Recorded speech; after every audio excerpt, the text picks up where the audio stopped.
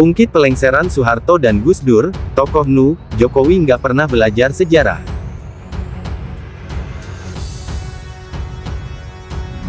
Bergetar, gerakan pemakzulan Gibran meledak di DPR. Mungkinkah Gibran akan benar-benar dimakzulkan? Sekretaris Jenderal DPR RI Indra Iskandar mengaku sudah menerima surat yang dilayangkan oleh Forum Purnawirawan Prajurit TNI. Surat tersebut berisi desakan agar proses pemakzulan atau impeachment Gibran Rakabuming Raka dari kursi Wakil Presiden RI dipercepat. Bismillahirrahmanirrahim. Assalamualaikum warahmatullahi wabarakatuh. Sobat RJ semuanya, Wakil Presiden termuda dalam sejarah Indonesia justru menjadi target pemakzulan tercepat. Di sini lalu muncul berbagai pertanyaan. Apa memang benar Gibran tidak layak? Atau ini cuma drama politik semata? Kenyataannya, ini memang bukan sekedar drama. Ini adalah sebuah alarm. Baru-baru ini, DPR secara resmi menerima surat dari Forum Purnawirawan TNI yang isinya begitu jelas, yaitu usulan pemakzulan Gibran Rakabuming Raka. Surat ini pun ditandatangani oleh para jenderal besar dari Fahru Rozi hingga Tri Sutrisno. Mereka semua bukanlah oposisi politik, bukan aktivis jalanan, tapi mereka adalah pensiunan para jenderal penjaga republik. Lalu, kenapa mereka bergerak dan menginginkan Gibran untuk segera dipecat? Karena mereka menyadari sesuatu yang selama ini diabaikan oleh publik, bahwa kehadiran Gibran di kursi Wapres adalah hasil dari sebuah kecelakaan konstitusional, bukan dari kredensial kepemimpinan. Bahkan beberapa pengamat politik menyebutnya dengan gamblang, Gibran adalah pengkhianatan terhadap konstitusi. Putusan MK yang meloloskan Gibran dari batas usia minimal adalah keputusan yang dikeluarkan oleh pamannya sendiri, yaitu Anwar Usman. Lalu terbukti bahwa keputusan tersebut telah melanggar kode etik berat. Tapi sayangnya, putusannya tetap sah walaupun terbukti melanggar.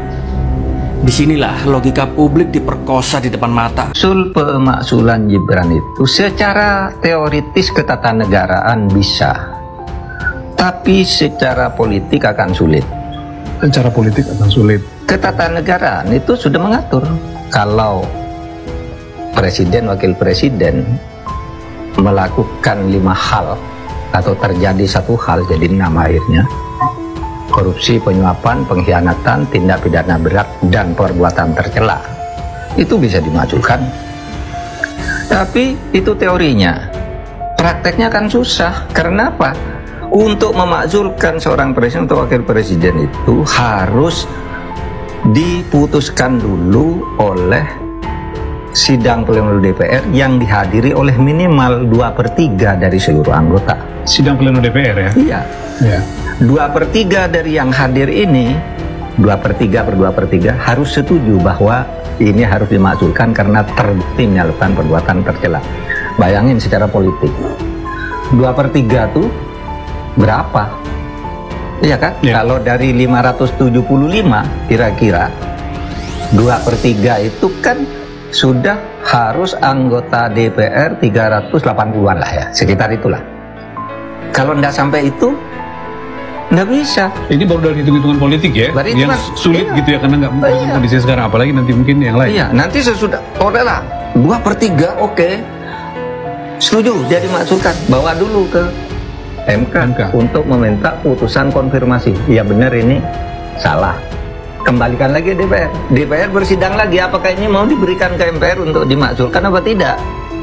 Sesudah di MPR lagi sidang, 2/3 harus hadir, 2/3 harus setuju. Enggak mungkin. Secara politik sekali lagi. Secara politik, karena sekarang koalisinya Pak Wald sudah 81. Iya. Jadi secara hukum mungkin, secara politik akan sangat tidak mungkin. Sungguh pun di atas kertas ini sulit dan mekanismenya panjang, dan secara politik hitung-hitungannya juga hampir tidak mungkin. Tapi kalau kondisi sosial politik ketika itu dan rakyat menginginkan, bisa saja itu terjadi seperti kasus sampai. Bisa saja. Rakyat menginginkan, konfigurasi politik berubah. Misalnya Pak Prabowo membuat aliansi politik baru, gampang kok bagi presiden. Partai ini, saya begini, ikut semua pas.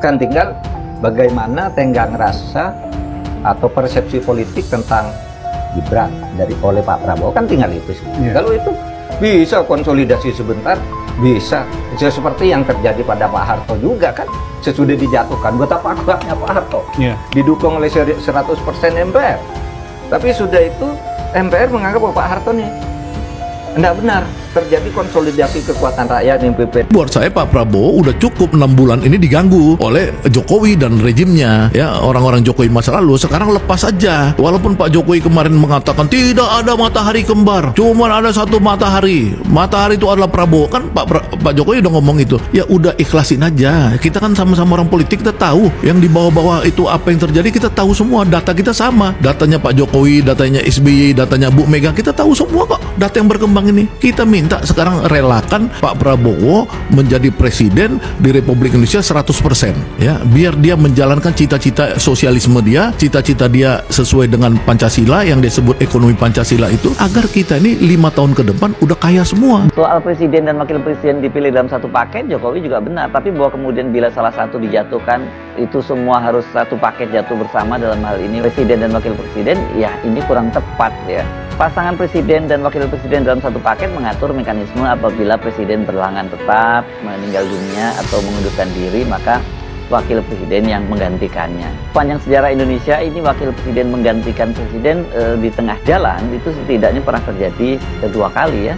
Pertama saat wakil presiden B.J. Habibie menggantikan presiden Soeharto pada tahun 1998, tepatnya tanggal 21 Mei. Kemudian yang kedua adalah saat wakil presiden Megawati Soekarno Putri menggantikan presiden Abdurrahman Wahid pada tanggal 23 Juli 2001. B.J. Habibie maksud saya menggantikan Presiden Soeharto itu setelah Presiden Soeharto pada tanggal 20 Mei 1998 atau sehari sebelumnya mengundurkan diri. Dia mengundurkan diri setelah 32 tahun berkuasa. Sementara Presiden Abdurrahman Wahid itu dia bukan mengundurkan diri, tapi dia dimakzulkan oleh MPR karena dugaan skandal keuangan Bulog yang kemudian dikenal sebagai Bulogate. Ini sebenarnya juga proses politik juga. Negara ini kan negara besar yang memiliki sistem ketatanegaraan. Ya diikuti saja proses sesuai sistem ketatanegaraan kita. Bahwa ada yang menyurati seperti itu, yaitu dinamika demokrasi kita. Biasa saja, biasa. Dinamika demokrasi kan ya seperti itu, biasa saja. Nggak sakit hati gitu Pak? Biasa saja. Sebagai presiden dipilih oleh rakyat itu seperti apa Pak? Dan seperti jadi kelompok itu menerima presiden tapi tidak menerima wakilnya. Iya, pemilihan presiden kemarin kan satu paket. Bukan sendiri-sendiri, kayak di Filipina itu sendiri-sendiri. Di kita ini kan satu paket. Namun sebenarnya realitasnya juga bisa lebih mudah kok ya, bahwa pemakzulan itu sebenarnya sangat mudah. Mau sekarang disepakati pemakzulan dan besok dimakzulkan mudah. Besok dimakzulkan itu bisa, selama para elit politik sepakat. Jadi sebenarnya sangat tergantung proses politik. Sementara kalau dari sisi hukumnya itu nanti justifikasinya banyak. Nah ini kan publik melihat soal kesepakatan elit itu terlihat sekarang ini makin mesranya antara Presiden Prabowo dengan Ketua Umum DPP PDIP Megawati Soekarno Putri. Setidaknya dalam 2 bulan terakhir ini sudah 2 kali ketemu waktu forum Lebaran, Prabowo yang sowan ke rumah Ibu Megawati, dan yang terakhir kemarin itu pada tanggal 2 Juni ketika memperingati hari lahir Pancasila, yang bersama dan pada hari itu kan juga surat dari para purnawirawan itu dikirim ke parlemen. PDIP itu adalah fraksi terbesar di parlemen, itu yang bisa mengambil inisiatif pemakzulan mengingat perseteruan Megawati dengan Joko Widodo. Artinya kalau PDIP dan Gerindra sepakat, partai-partai lain saya kira ya tinggal ikut lah. Secara politis kan partai-partai itu diuntungkan, bahkan termasuk Golkar ya. Kalau Gibran dimakzulkan, maka mereka berpeluang untuk mengisi pos wakil presiden yang ditinggalkan Gibran. Hanya saja kan sekarang ini memang Ketua Umum Partai Golkar itu dijabat oleh Bahlil Lahadalia, yang ini adalah proksi dari Joko Widodo, orang yang memang ditempatkan dari Joko Widodo untuk menjaga Golkar gitu. Tapi di Golkar ini kan sangat lentur proses politiknya ya, dan biasanya dia akan mengikuti siapa yang sedang berkuasa gitu. Jadi bukan tidak mungkin di tengah jalan itu Bahlil dijatuhkan, sebagaimana dia sendiri juga menjatuhkan Erlangga kan. Apa ya? Ya saya baca lah di media banyak beredar kan, berseliweran kan. Mampir ke grup-grup WA. Tapi soal dorongan pemakzulan Wapres itu gimana responnya? Soal dorongan dari Forum Purnawirawan itu pemakzulan Pak Wapres? Yeah. Dari istana ngeresponnya gimana, Mas? Nggak perlu direspon, nggak ada respon. Mas, tapi kalau pertemuan udah lama itu surat. Ada yang baru lagi, Mas? Ada yang baru lagi tanggal ya, diserahkan kan ke DPR MPR. Saya nggak tahu bagaimana respon DPR MPR. Nanti tanyalah pada DPR MPR. PKS bekerja sebagai partai dan anggota dewan kita secara konstitusional. Sejauh semua hal berlangsung secara konstitusional, tentu PKS akan terlibat di dalamnya. Ya. Tentu PKS menghormati berbagai dinamika politik yang ada. Ya, inilah cerminan negara demokrasi, ya kan? Sekarang masalahnya memang tergantung pada Prabowo Subianto ya sebagai Ketua Umum Partai Gerindra. Saya membaca pernyataan dari mantan Ketua Mahkamah Konstitusi yang juga mantan Ketua Majelis Kehormatan Mahkamah Konstitusi, Profesor Jimli Asidiki. Ini yang dikenal juga sangat dekat dengan Presiden Prabowo. Dia meyakini bahwa Presiden Prabowo itu akan melindungi Gibran. Sebab menurutnya yang menginginkan Gibran sebagai wakil presiden itu adalah Prabowo sendiri. Dan soal ini juga pernah diakui oleh Prabowo. Ini saya buka-buka tadi itu menjelang Pilpres pada waktu itu ya, ketika mereka sudah ditetapkan sebagai pasangan nomor urut 2 bersama dengan Gibran. Waktu itu Prabowo membantah bahwa dipilihnya Gibran sebagai calon wakil presiden itu karena politik dinasti. Dan kemudian ini adalah cawe-cawe Jokowi sehingga menempatkan anaknya sebagai calon wakil presiden.